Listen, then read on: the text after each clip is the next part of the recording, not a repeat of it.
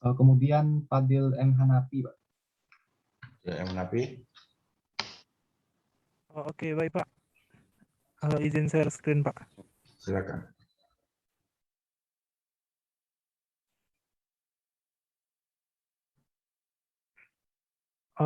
Apakah slide saya telah terlihat? Ya, sudah. Baik. Assalamualaikum warahmatullahi wabarakatuh. Selamat siang semuanya. Waalaikumsalam warahmatullahi wabarakatuh. Selamat siang, Bill. Siang.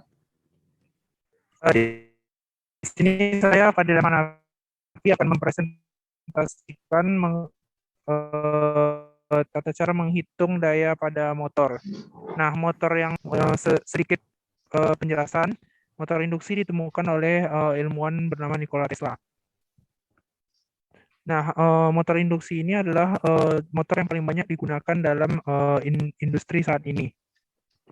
Motor induksi sendiri terdiri dari dua bagian, yaitu stator atau bagian yang diam, kemudian rotor yaitu bagian yang berputar. Nah, di sini saya akan menekankan tentang daya yang ada pada motor induksi tersebut. Menghitung daya pada motor induksi 3 fasa. Nah, pada motor induksi sendiri itu terdapat berbagai rugi-rugi, diantaranya ada rugi bearing, rugi tembaga pada rotor, rugi pada stator, dan rugi angin, seperti yang terlihat pada slide berikut. Dan juga ada rugi-rugi lain, dan keluarannya itu berupa energi mekanis. Adapun rugi-rugi yang terdapat pada motor induksi dapat didefinisikan sebagai dari persamaan berikut. Yang pertama, rugi tembaga stator atau PTS, yaitu sama dengan 3 dikali I1 kuadrat dikali R1. Itu untuk persamaan 1. Kemudian rugi inti, yaitu sama dengan 3 E1 kuadrat dikali GC atau sama dengan 3 E1 kuadrat dibagi RC. Itu persamaan 2. Kemudian daya celah udara atau rugi-rugi celah udara, yaitu PCU, sama dengan 3 dikali I2 kuadrat R2 per S. Nah, penjelasannya, I1 adalah arus stator, I2 adalah arus rotor, R1 tahanan stator, R2 tahanan rotor, E1 adalah tegangan inti stator, dan GC adalah konduktansi pada inti. Kemudian RC adalah tahanan inti.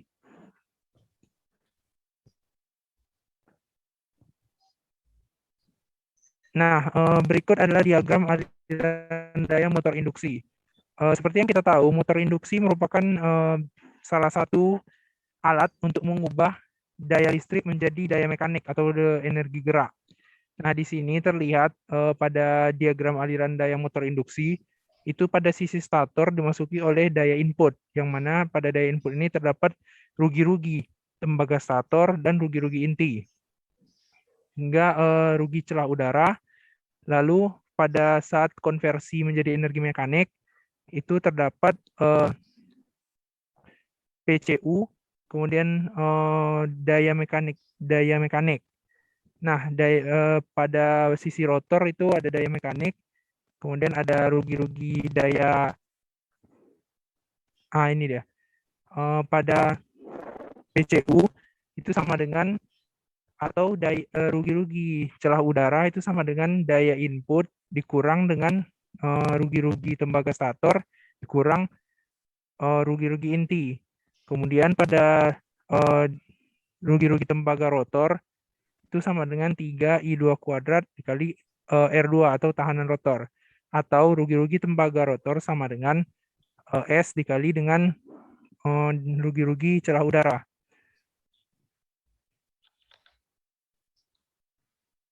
Daya mekanik. Daya mekanik pada motor induksi yaitu sama dengan PCU dikurang PTR atau rugi-rugi celah udara dikurang rugi-rugi tembaga rotor. Dari persamaan 7 dan 10 dapat kita ambil persamaan, yaitu rugi daya mekanik sama dengan daya celah udara dikali 1 dikurang S. Sehingga daya keluarannya adalah daya mekanik dikurang rugi-rugi angin dan gesekan atau PAG dikurang dengan rugi-rugi lain atau rugi-rugi buta.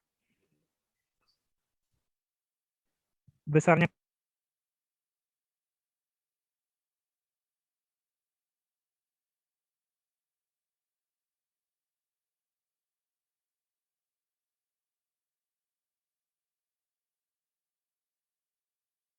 rumus 8 itu bisa dicari, ya, bisa diturunkan.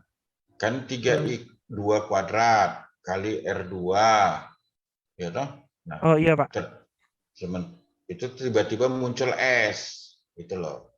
Oh iya iya Pak. Dari Berarti S itu sama dengan apa sebenarnya? S itu berarti Tadi di depan lagi ada itu, rugi. bentar. Yang sebelumnya Pak. Ya. Ini Pak. Oh itu Pak. S itu sama dengan rugi-rugi tembaga rotor dibagi rugi-rugi celah udara Pak. Nah, itu maksudnya. Jadi clear gitu. Hanya itu yang enggak, tadi udah bagus semua, pas di situnya kok tiba-tiba datang S, kan orang bingung, S itu dari mana datangnya ya. Oke, lanjut. Harusnya dibikin ya. Iya Pak. Saya kira cukup komplit nih, itu bagus.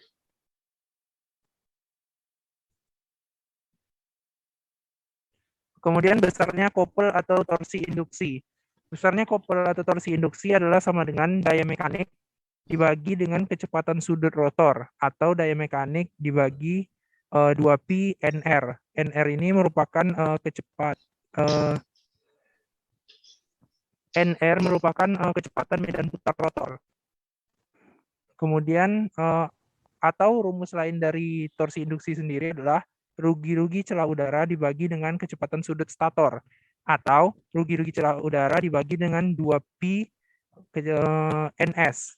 Nah, sudut stator atau NS ini medan kecepatan putar stator, Pak. Kalau NR kecepatan putar rotor. Ya, oke. Besarnya kopel beban yaitu sama dengan P out dibagi omega R, atau P out dibagi 2pi NR. Omega R dan omega S sendiri adalah omega R kecepatan sudut rotor dan omega S adalah kecepatan sudut stator. Selanjutnya efisiensi pada motor induksi. Nah, pada rotor itu terdapat rugi-rugi celah udara, rugi-rugi tembaga rotor, kemudian di sini terlihat ada diagramnya itu daya mekanik. Nah, efisiensinya adalah secara umum adalah daya keluaran dibagi daya input dikali 100%.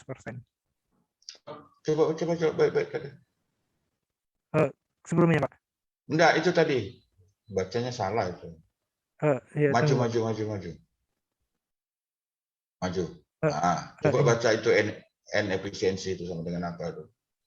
N efisiensi itu sama dengan daya input dikali dengan sigma dari rugi-rugi daya. Kok dikali? Nggak ada. Dikurang. Maaf Pak, dikurang. Daya input dikurang sigma rugi daya dibagi dengan daya input dikali 100%, atau sama dengan daya keluaran per daya input dikali 100%. Berarti kesimpulannya daya output ini, daya keluaran adalah sama dengan daya input dikurang dengan sigma dari rugi-rugi daya. Seperti yang terlihat pada persamaan yang di bawahnya, yaitu sigma rugi-rugi daya sama dengan rugi-rugi tembaga stator, rugi-rugi inti, rugi-rugi tembaga rotor, rugi-rugi angin dan gesekan, ditambah dengan rugi-rugi lainnya. Oke, sebentar dulu deh. Ada satu sedikit yang saya perlu sampaikan.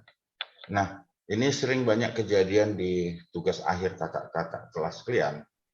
Ya, dia bisa mencari efisiensi pada saat beban, dikasih beban 10%. Dikasih beban sekian lampu, dikasih beban sekian lampu. Tidak bisa seperti itu mencari efisiensi ya. Efisiensi itu bisa didapatkan apabila dia dibebani maksimum. Jadi pada saat Anda nanti menguji efisiensi motor, itu memang harus diuji pada saat beban maksimum. Dan hanya di kondisi itu saja bisa ketemu namanya efisiensi. Ya, paham ya? Ya, Pak. Nah, karena sangat sering itu saya lihat kakak-kakak kelas diujinya efisiensi motor, lalu saya tanya, kamu ujinya pada saat gimana? Pada saat saya kasih beban 500 watt, Pak. Pada saat saya kasih beban 225 watt, Pak. Enggak bisa menguji efisiensi suatu peralatan, itu harus pada beban maksimum. Karena kalau dia tidak maksimum, beda-beda itu nanti. Tidak bisa disebut nanti dia jadinya efisiensi motor tersebut. Harus ada keterangan efisiensi motor pada beban 25%, efisiensi motor pada beban 40%. Tapi kalau hanya disebut efisiensi, maka itu harus pada beban maksimum. Ya, jadi Ya, Pak. jangan salah nanti nulis-nulis skripsi. Ya, lanjut. Baik, kita masuk kepada contoh soal. Diketahui motor induksi 3 fasa dengan Saya daya kira ini 100. nggak usah, Oh, ya, baik, Pak. dipelajari sendiri aja, sudah cukup. Itu saya kira ini PPT cukup bagus, ya. Itu catat apa, Pak Ketua, nanti di akhir semester ingatin saya. Sampai saat ini baru ini yang terbaik, dan ini bisa disimpan untuk saya dikasihkan ke saya, ya, Ketua, ya. Khusus yang ini, yang lain-lain itu masih banyak kesalahannya, nanti mungkin setelah diperbaiki baru bisa disimpan untuk saya. Dan kasih catatan bahwa inilah presentasi dari semua yang terbaik. Saya kira untuk kasih catatan, ya. Nanti kamu juga Gus Nur ingatin terakhir, Habib, ingatin ketua kelas nanti terakhir. Saya nggak catat ini.